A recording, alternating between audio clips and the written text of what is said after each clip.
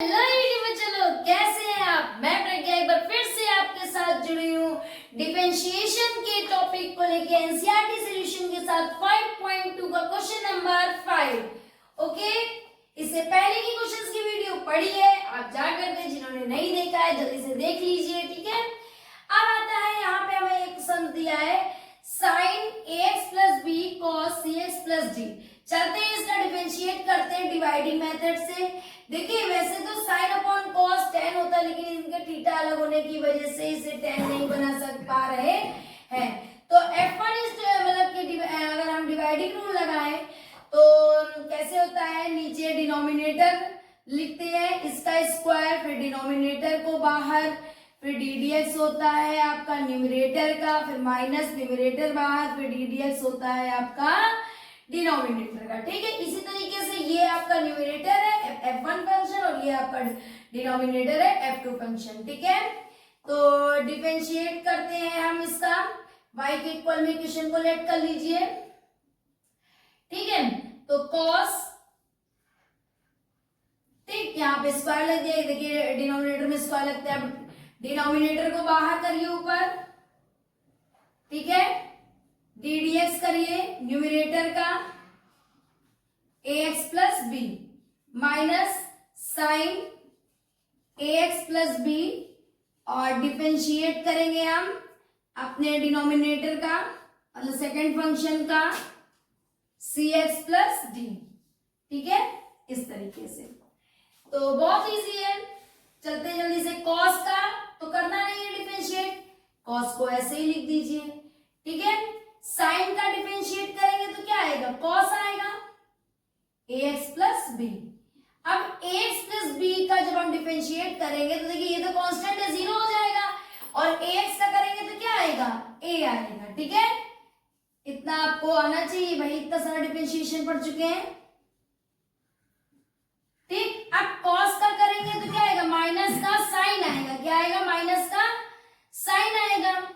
और जब इसके थीटा का जब हम अगेन डिफरेंशिएट करेंगे तो आप देखिए यहाँ पे एक बार आपको करके भी दिखा देते हैं। अगर आप इसका डिफरेंशिएट करिए तो क्या होगा, ये कांस्टेंट टर्म है ddx x का और ddx d का, तो c x का 1 होता है, इसका 0, तो अगर देखा जाए तो c तो आया। ठीक है, तो इसलिए इसको हम यहाँ पे आपको करके नहीं दिखा रहे हैं। ठीक है, इतना करते करते करते करते डिफरेंशिएट आपको ये तो परफेक्ट बिल्कुल हो गए होंगे। ठीक है, ये हुआ। अब देखिए ये a मल्टीप्लाई में आगे लिख दीजिए a cos cx plus D cos ax plus B. ठीक, minus minus plus sine ax plus B sine cx plus d, और देखिए मल्टीप्लाई में सी, इसको आगे लिख लीजिए। ठीक, अब ये डिनोमिनेटर जैसा है, अब डिनोमिनेटर लिख लीजिए। इतनी चीज आपको समझ में आई, बिल्कुल क्लियर कि नहीं है। अब ये डिनोमिनेटर एक बार इसके नीचे लेके आइए और एक बार इसके नीचे, तो और ये थोड़ा सा सॉल्व हो जाएगा। a cos cx plus D cos ax plus B. ठीक है, इस तरीके से, और इसके नीचे हम क्या लेके आए, cos square cx plus D. ठीक, प्लस है, प्लस लगाइए c sine ax plus B sine cx plus D cos square cx plus D. ठीक है, अब देखिए जो जो टर्म सेम है वो कट जाते हैं, जो नहीं सेम है वो, इसको नोट कर लिया, इसको रफ करें क्योंकि आगे बढ़ाना है। ठीक है, चलिए ये जो सेम है, देखिए ये थीटा जिसका सेम है वो काटिए, ये वाले का थीटा इससे सेम है तो कट गया, तो ऊपर क्या बचा, आपके पास बचा a cos ax plus B, और नीचे देखिए पावर 2 थी तो एक बची cos cx प्लस बी। देखिए स्क्वायर था, इसके नीचे आया, एक पावर कट गया और एक नीचे बचा, प्लस इसमें से क्या कट गया, इसमें से तो भाई ये कॉस है, ये साइन है, कुछ सेम है ही नहीं।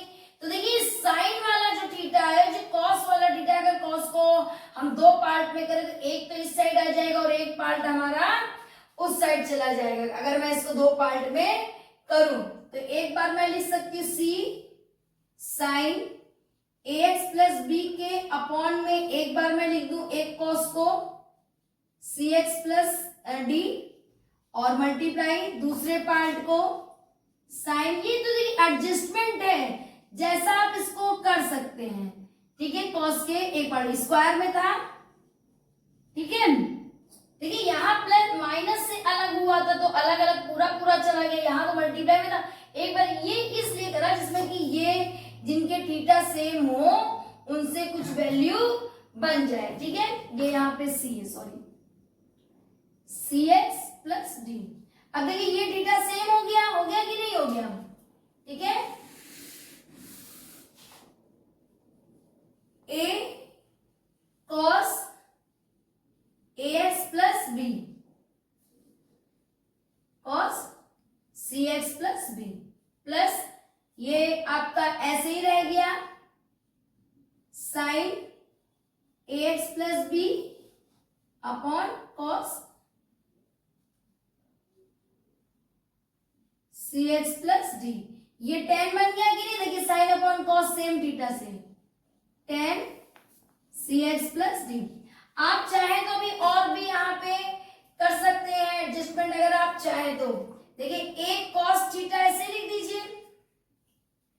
अब देखिए ऊपर से वन और नीचे ये किस में चेंज हो जाएगा, सेक में हो जाएगा कि नहीं, सेक सी एक्स प्लस बी में। अब ये साइन ऐसे लिखा रहने दीजिए, ऊपर से वन और नीचे से कॉस एक्स अगर ले इस तरीके से तो ये तो आपको पता ही है ना कि कॉस आपका सेक में चेंज होता है। सेक में चेंज हो सकता है कि नहीं, सेक, ठीक। और ये कितना है आपके पास ten c x plus D. इतनी चीज समझ में आई कि नहीं, ये सी यहाँ पे भी है, ये सी यहाँ पे भी है। अब अगर आप चाहें तो आगे सॉल्व, फिलहाल इसको कॉमन ले सकते हैं। अगर आप चाहें तो दोनों पार्ट से ये सेक एक्स आपका कॉमन आगे जाएगा, ये वाला पार्ट और ये वाला पार्ट। और नहीं भी अगर आप लेंगे तो भी कोई दिक्कत नहीं। देखिए डिफरेंशिएट आपका हो गया था, ये तो मतलब वही है कि जितना एडजस्टमेंट करना चाहो उतना ही एडजस्ट होता जाता है, जितना लास्ट समय तक जहां तक लगता है कि ये सॉल्व हो सकता है इजीली, क्योंकि ये तो ट्रिग्नोमेट्री इफेक्ट है, कोई डाल रहा है कोई नहीं डाल रहा है ट्रिग्नोमेट्री इफेक्ट, ठीक है। समझ में आया, नोट कर लीजिए जल्दी से, ठीक है। चलते हैं क्वेश्चन नंबर 6 की ओर। ये गिवन इक्वेशन है। अब देखिए इस इक्वेशन को देखिए, एक प्रोडक्ट ये मतलब एक पार्ट ये, तो मतलब इसमें आप प्रोडक्ट रूल लगा सकते हैं। प्रोडक्ट रूल का क्या फंडा था, F1 into F2 equals to पहला F1 फिर ddx F2 का फिर प्लस F2 बाहर ddx F1 का, ठीक ऐसे था। तो इसमें एक को F1 मान लीजिए और एक को F2 मान लीजिए, ठीक। y equals to cos X cube multiply sine square X की पावर 5, ठीक है। जो साइन स्क्वायर इसको कुछ इस तरीके से लिखिए, क्योंकि यहाँ पे स्क्वायर मतलब होल पे स्क्वायर, ठीक है। तो अब मैं जब इसका डिफरेंशिएट करती हूँ dy dx with respect to x, तो पहला फंक्शन बाहर ddx सेकंड फंक्शन का, ठीक, फिर प्लस सेकंड फंक्शन बाहर ddx फर्स्ट फंक्शन का, ठीक है।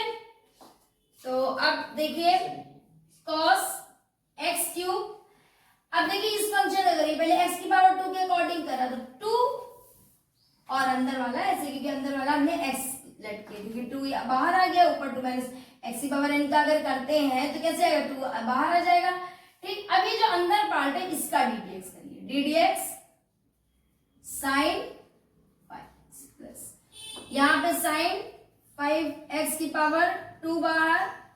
अब मैंने इसका डिफरेंशिएट करा तो माइनस साइन x क्यूब, ठीक है। इतना चीज समझ में, और साथ में ddx, क्योंकि देखिए मैंने तो cos का किया ना, ये तो cos के बगल में जो थीटा था cos के साथ, वो तो मतलब कि एक्स्ट्रा वाला पार्ट है तो इसको अलग से डिफरेंशिएट करेंगे। ठीक, अभी 2 आगे आ गया, 2 cos x sin x की पावर 5, sin x का क्या होता है बेटा, cos x, है ना। और फिर ये देखिए जो एक्स्ट्रा वाला है इसका डिफरेंशिएट करेंगे ddx, x की power 5 plus sin square x। ठीक, अब ये माइनस है, प्लस माइनस माइनस, देखिए plus minus minus sine x cube. अब साइन एक्स की पावर 3 का करेंगे, क्या आएगा 3x, 3 माइनस 1 मतलब 2।